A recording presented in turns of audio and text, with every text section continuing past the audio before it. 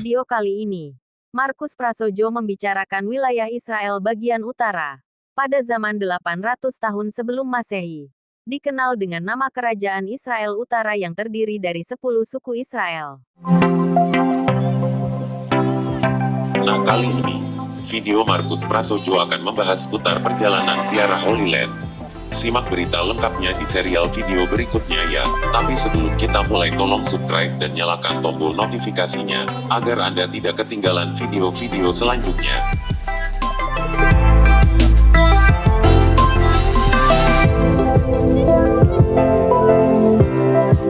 Wilayah Israel bagian utara dulu terkenal dengan nama Kerajaan Israel Utara, yang terdiri dari 10 suku Israel yang bergabung membentuk Kerajaan Utara. Karena di wilayah ini adalah wilayah Israel yang paling subur. Wilayah Israel Utara meliputi dari pesisir pantai kota Haifa, Tel Aviv, Gunung Karmel, Nazaret, Gunung Tabor, Kana, Galilea, bahkan sampai ke Gunung Hermon. Haifa adalah sebuah kota pelabuhan, penduduknya sebesar kurang lebih 300.000 dan terletak di bawah Bukit Karmel dan di pesisir pantai Laut Tengah. Laut Tengah sering disebut Laut Mediterania atau Mare Nostrum dalam bahasa Latin. Adalah laut antar benua yang terletak antara Eropa Selatan, utara Afrika, dan baratnya Asia.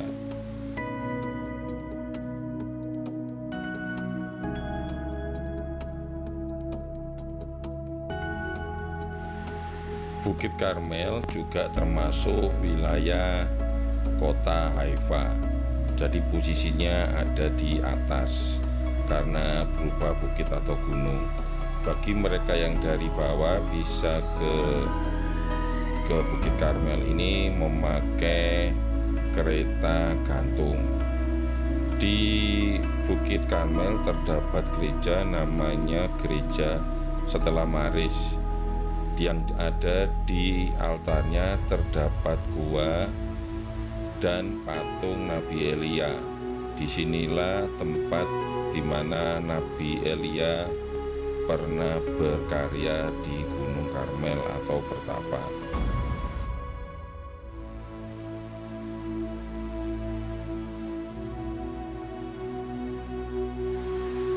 Tel Aviv adalah sebuah kota pesisir dan merupakan sebuah kota metropolitan di Israel.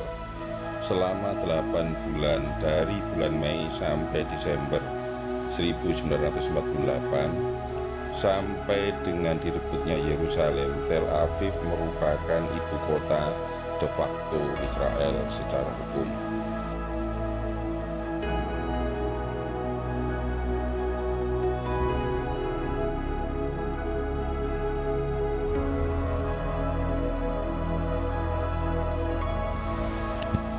Nazaret merupakan sebuah kota kuno di utara Israel. Saat ini kota ini merupakan kota terbesar di distrik utara Israel. Nazaret juga merupakan kampung halaman Santa Maria dan terdapat basilika besar bernama Basilika Kabar Gembira.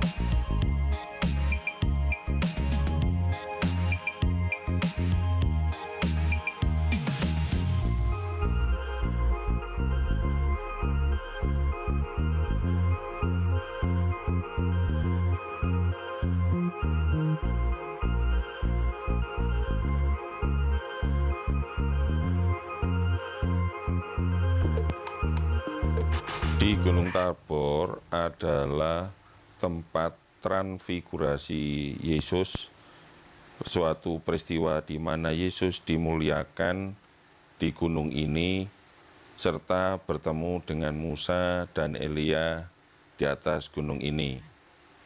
Maka mukanya Yesus bercahaya dan penuh dengan kemuliaan. Hal ini merupakan puncak spiritual dari Yesus. Ke Gunung Tabor ada sesuatu hal yang harus Anda perhatikan, yaitu mengenai naik angkot dari tempat kumpul pemberhentian bis sampai menuju gereja di Gunung Tabor. Kita akan naik angkot, yaitu seperti mobil Avanza, tetapi satu angkot ini harus diisi 11 orang.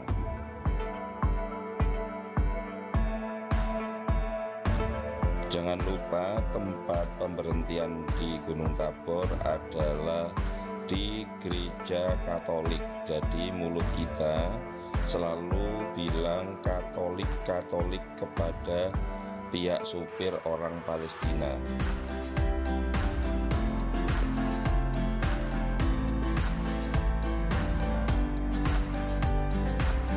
Yang diperhatikan saat kita berada di Gunung Tabor, yaitu apabila ingin kencing ke toilet, laporlah kepada teman, setidak-tidaknya terkumpul 5 orang, agar Anda tidak tertinggal oleh angkot penjemputan.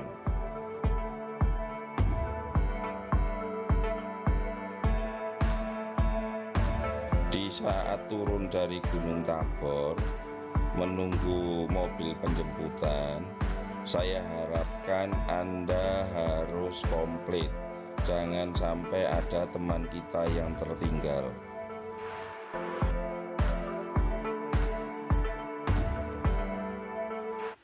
Di kota Kana biasanya kita melakukan misa janji ulang pernikahan.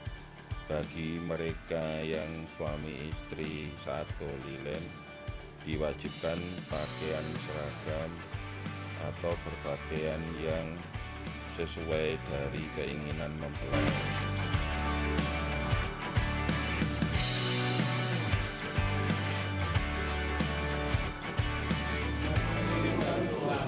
Karena cinta Tuhan yang telah diterima,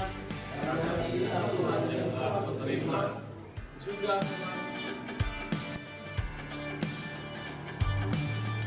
kita tepuk tangan.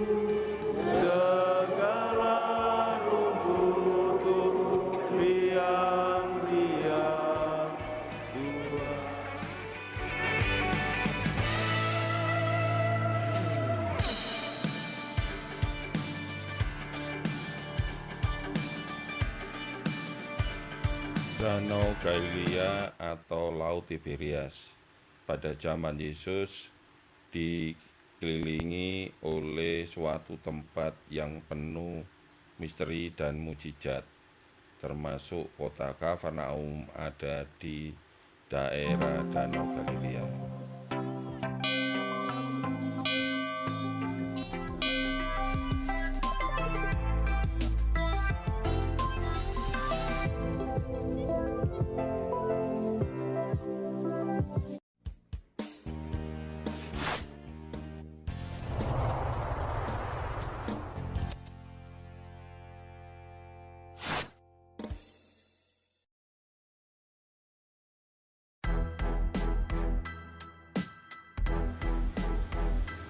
Danau Galilea dikenal sebagai Laut Galilea atau Danau Tiberias, merupakan danau air tawar yang posisinya paling rendah di dunia, sekitar 210 meter di bawah permukaan laut. Danau Galilea mempunyai ukuran panjang kira-kira 21 km dan lebarnya 11 km dan menjadi sumber air bersih bagi penduduk di kawasan ini. Saat kita berwisata di Danau Galilea, kita memakai kapal perahu yang berkapasitas kurang lebih 50-60 orang.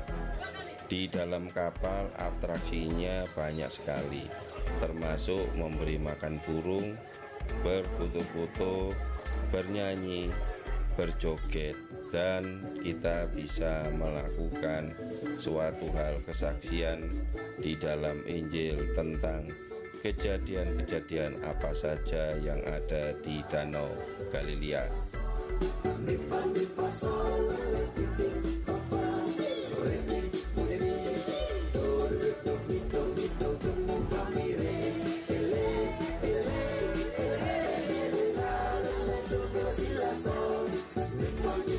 Setelah memuaskan kita bermain di atas kapal beberapa jam, kita menuju ke restoran Santo Petrus untuk makan ikan Petrus.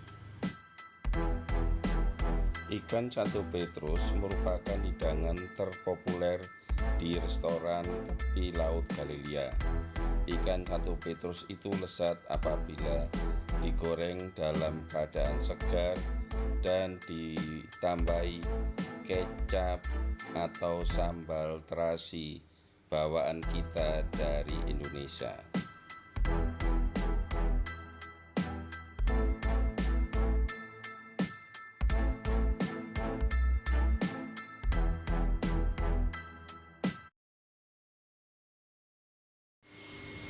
Dalam video ini kita menelusuri rumah Petrus di kota Kafarnaum.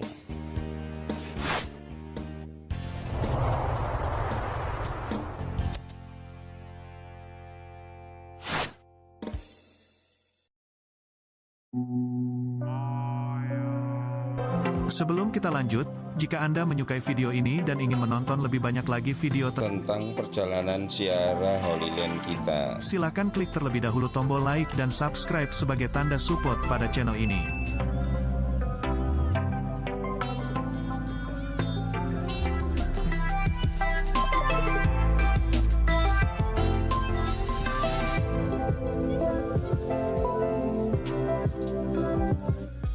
Kafarnaum.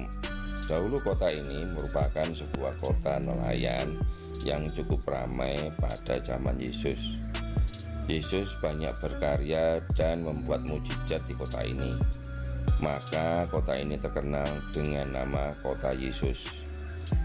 Di Kafarnaum terdapat keruntuhan sinagoga dan terdapat pula reruntuhan rumah yang diyakini sebagai rumah mertua Petrus. Tempat ini sekarang dibangun sebuah gereja yang berada tepat di atasnya.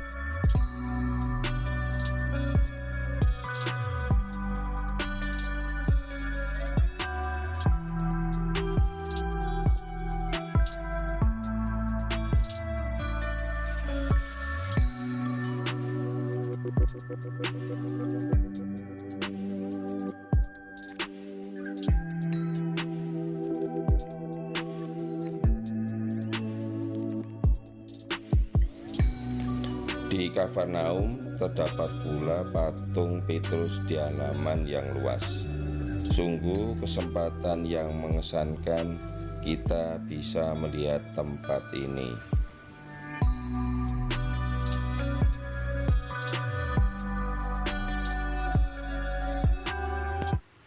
Gereja 8 Sabda Bahagia.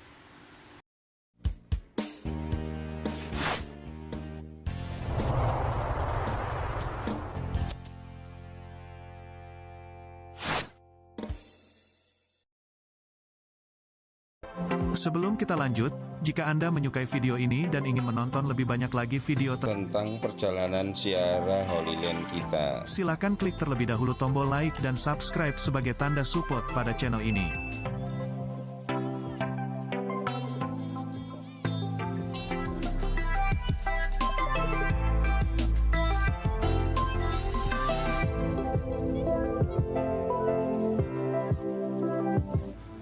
Gereja Sabda Bahagia adalah salah satu dari gereja Katolik yang berdiri di Tanah Suci Israel dan dibangun antara tahun 1936 sampai 1938.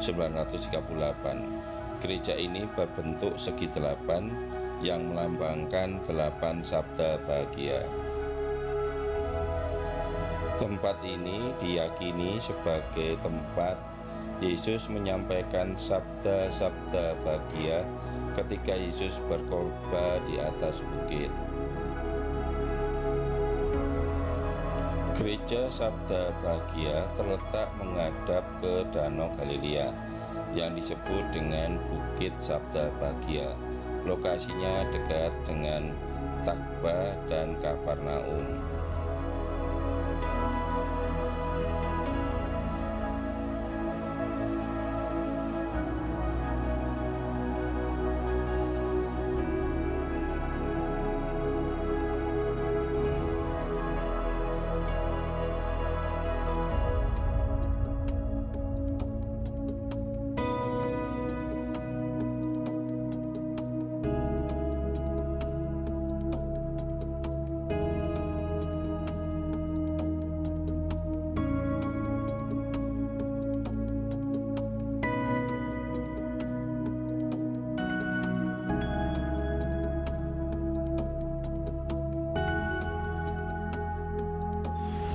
Tabga adalah suatu tempat di mana seorang anak kecil mempersembahkan 2 ikan dan 5 roti.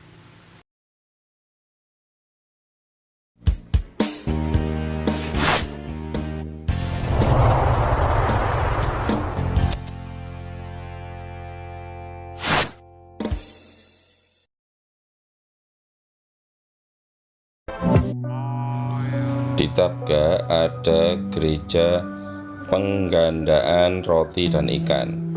Adalah sebuah gereja Katolik Roma di tepi barat laut Galilea. Gereja ini berada di 2 situs gereja sebelumnya, yaitu gereja abad keempat dan gereja abad kelima. Pengunjung dapat melihat mosaik Bizantium yang hidup bergambar flora, fauna, serta satwa liar. Mosaik yang paling menonjol terletak di dekat altar untuk memperingati keajaiban yang menunjukkan sekeranjang roti yang diapit oleh 2 ikan. Ada sebuah batu yang terletak di bawah altar, diyakini sebagai tempat Yesus meletakkan roti dan ikan ketika Yesus memberkati mereka.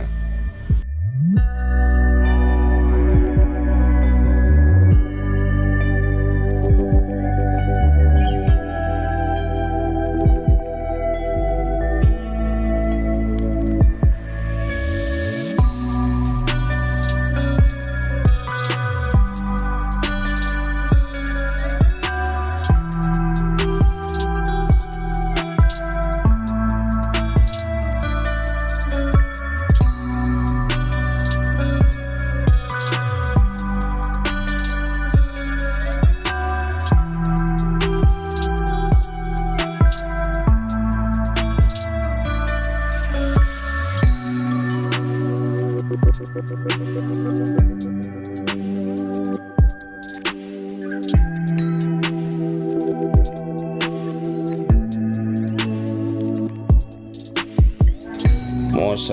di lantai gereja ini begitu indah, terdapat gambar flora, fauna, serta satwa liar yang ada di daerah Galilea ini.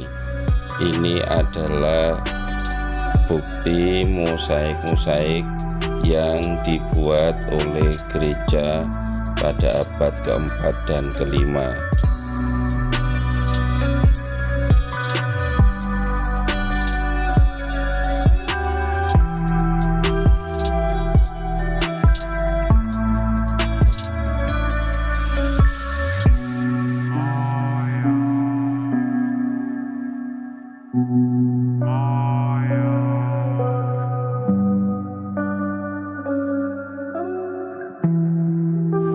Di Takba juga terdapat banyak pohon zaitun serta tempat penggilingan zaitun yang dikatakan di Injil adalah batu kilangan.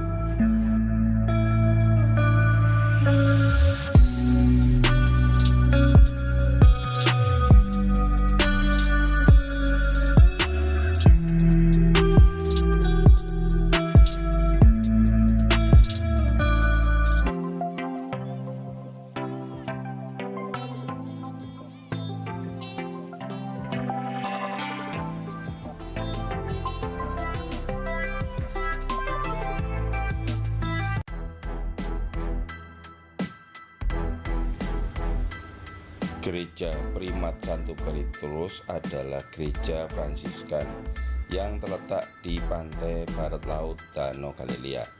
Tempat ini untuk memperingati tanda pemulihan dari Santo Petrus sebagai pemimpin para rasul.